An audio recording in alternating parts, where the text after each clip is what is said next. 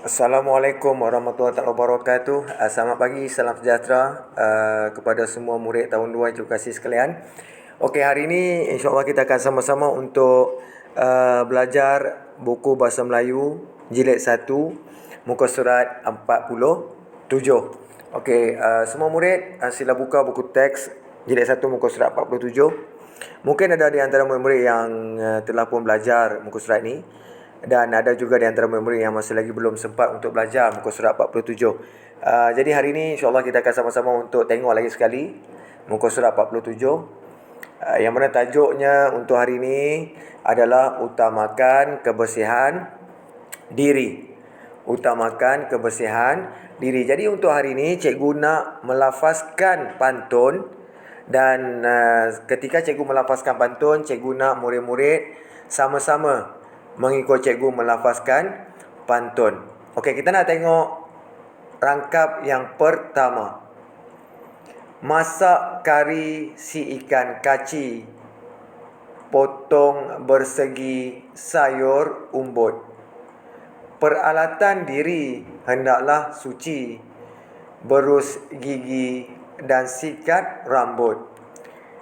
Mawar mekar disinari mentari, petik setangkai si gadis desa.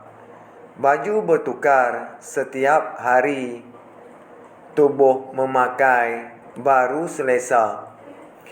Kain lusuh bawa ke dapur, boleh dibuat pengalas kaki. Kasut dibasuh kemudian berkapur, cantik dilihat tidak berdaki. Rumpun pandan melindung telaga, daunnya lebat bertingkat-tingkat. Seluruh badan bersih terjaga, barulah sahabat hendak mendekat. Okey, jadi murid-murid telah pun melafazkan pantun bersama-sama dengan cikgu sebentar tadi. Jadi untuk hari ini murid-murid, kita nak sama-sama untuk kenal pasti ciri-ciri pantun. Okey, pantun yang telah pun kita sama-sama lafazkan sebentar tadi adalah merupakan contoh pantun 4 kerat. Okey, contoh pantun 4 kerat. Kenapa 4 kerat, cikgu?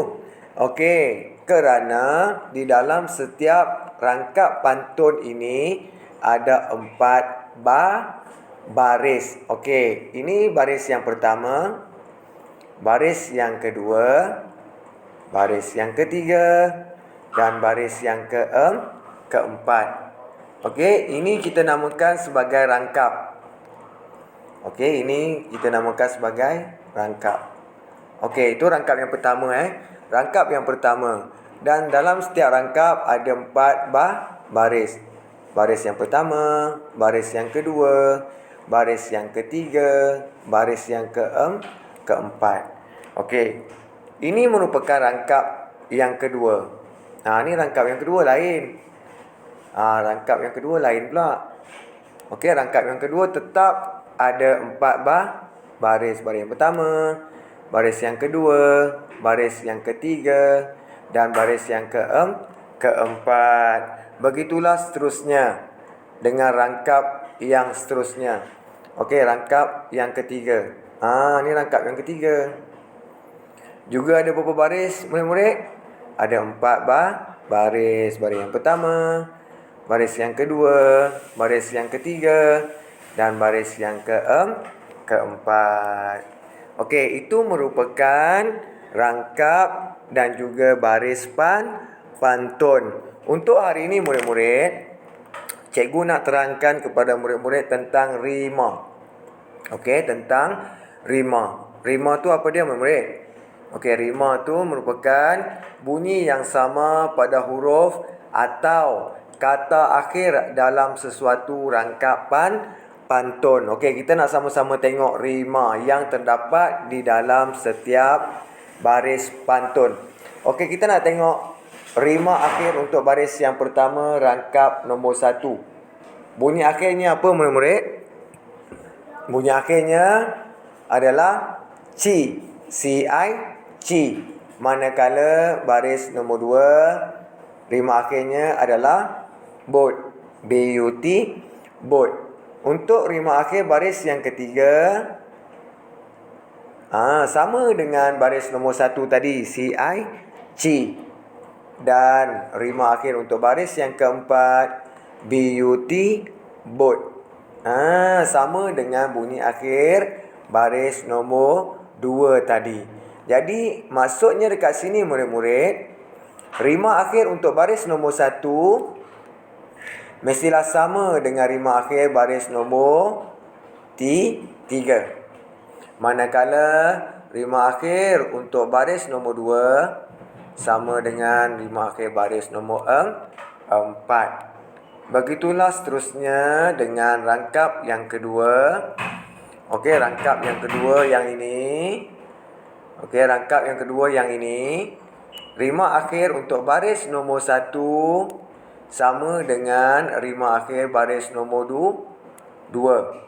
Manakala rima akhir untuk baris nombor 2 sama dengan rima akhir baris nombor 4. Begitulah seterusnya dengan rangkap yang ketiga. Rangkap yang ketiga. Rima akhir untuk baris nombor 1 PUR, PUR, sama dengan rima akhir baris yang ketiga juga PUR, PUR. Manakala rima akhir untuk baris nombor 2 sama dengan rima akhir baris yang keempat. Jadi murid-murid kena faham rima akhir ataupun bunyi akhir baris nombor 1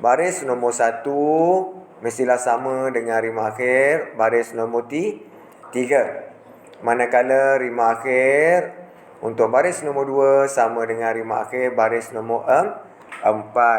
Itu tentang rima. Kemudian dalam pantun juga terdapat jeda. Jeda ialah hentian di tengah baris pantun. Dalam pantun kedua di atas, jeda ditandai dengan lambang menyengit tu. Lambang dash yang menyengit tu. Mana rangkap kedua? Ni rangkap kedua. Ni rangkap kedua. Okey. Jeda ni yang ditandakan dengan tanda ni.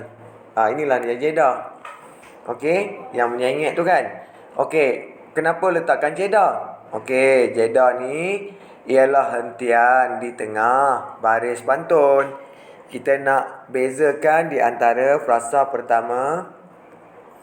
Frasa yang pertama ni dengan frasa yang hujung ni. Nampak? Contoh untuk rangkap yang kedua tu, mawar mekar disinari mentari. Petik setangkai si gadis desa. Baju bertukar setiap hari. Tubuh memakai baru selesa. Itu merupakan jeda yang cikgu nak tunjukkan kepada murid-murid.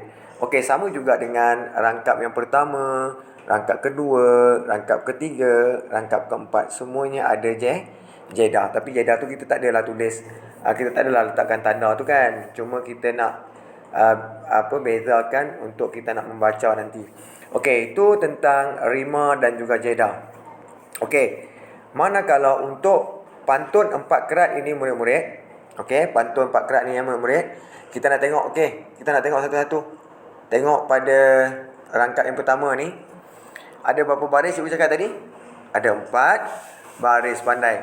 Baris nombor 1, baris nombor 2. Baris nombor 1 dan baris nombor 2 kita panggilnya sebagai pembayang maksud.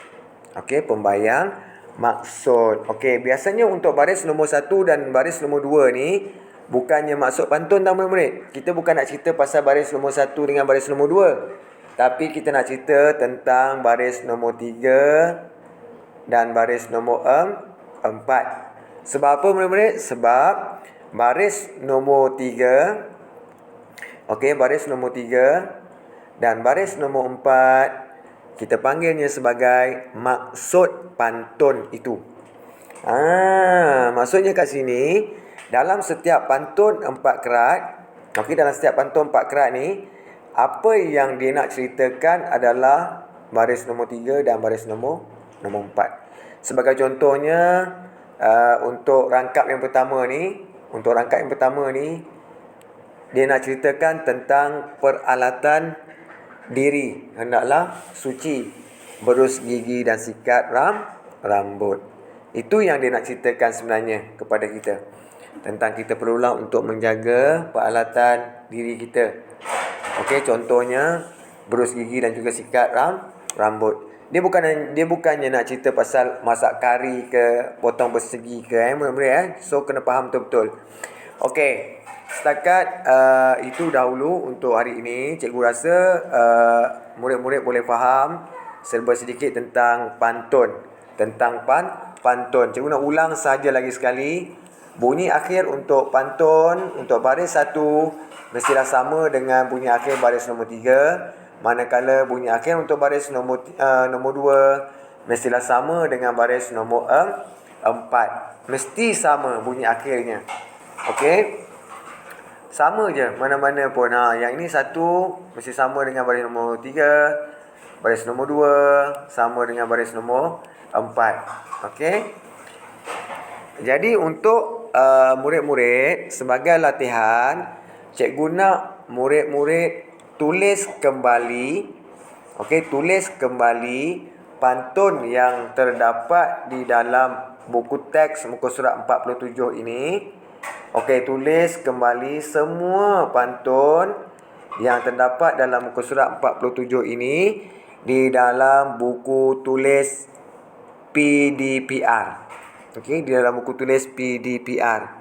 Okey, dan murid-murid kumpulkan latihan bahasa Melayu yang cikgu berikan di dalam buku tersebut.